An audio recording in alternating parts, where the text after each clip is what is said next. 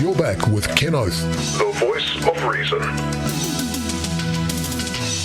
Methamphetamine, P, crack, whatever you call it. The scourge used to affect only the scum who took it, but now it's gone too far. Now it's affecting something we all hold dear, especially those of you who, like myself, have worked hard enough and made sacrifices to accumulate a few or maybe 7 rental properties. These maggots, these P. Diddies, are not only ruining their lives, but worst of all, they are now affecting the value of these properties. What can we do about this meth? Go ahead, caller.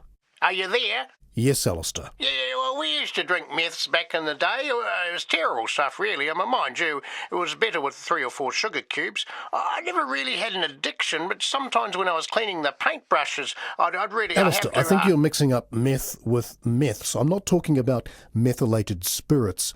I'm talking about methamphetamine, the drug also known as P or crack or Jabba the Hutt, I believe it's called in some Asian countries. Ah, the drug myths. Ah, yes. Well, that's the stuff that Hitler and JFK used to shoot up to give them a bit of get up and go. Maybe your mates should take a few swabs at the White House. You might need to replace a bit of jib in the old Oval Office. God only knows what Barama has been smoking in there. You're talking about Obama, I take it. He is a smoker. He'd be on the wacky-backy for sure. I mean, old Helen Clark and Peter Dunn, they've all admitted to smoking the old electric poo-ha. What about you, Ken? Yes, well, much like our Prime Minister, I can also say that I have never inhaled marijuana. It wasn't just marijuana, Ken. It was flipping cannabis, if I'm not mistaken. 111 emergency. What service do you require, Mr. Peters? What? You called me, didn't you? But if you're asking what the emergency is, it's all our boarders at the Mangere Airport coming by sea. Look, Sunshine, there's a veritable tidal wave of Siamese, Japanese and triads buying up swathes of land and houses. And it behoves all of us to vote this useless lot out come 12 months or whenever the wheels fall off completely, as I have always said. Sir, what service do you require? Service, that's a forgotten notion. This lot and the Māori party lapdogs wouldn't know about service if Muggins here served them up a Sunday roast with all the trimmings. The boys in the battalion didn't die so these no-hopers could grab the baubles of office and then stuff them up their woolly jumpers and run out the door like a robber's dog. No, Mr. Peters, I need to know what service you require. Fire, ambulance or police? The police? Oh, what a joke. I talked to a senior detective the other night, and he said that they just laugh when someone phones in about a burglary these days.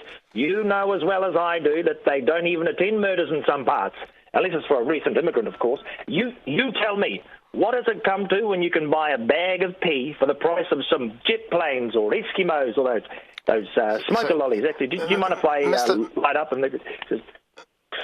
Mr. Peters, you do know this is an emergency helpline. Do you have an emergency? Well, this is an emergency. Look, that's a good cigar. Look, I need to get back into office before all the baubles of the office are completely gone. God only knows what Keys and Joyce and Flavel and all the other retrobates have done with them. I miss my blimmin' baubles. And by Jove, I'll get them back, because if there's one thing that Winston stands for, I'll tell you it's... Okay. I'm sending an ambulance now. I'm sending an ambulance. It might pay if you sit down, Mr. Peters. I think you've had a stroke. Is there anyone there who I can talk to who's making any sense? Do you smell toast? Well, that smells like Vogel's or actually Molenberg. Now, what are you calling about again?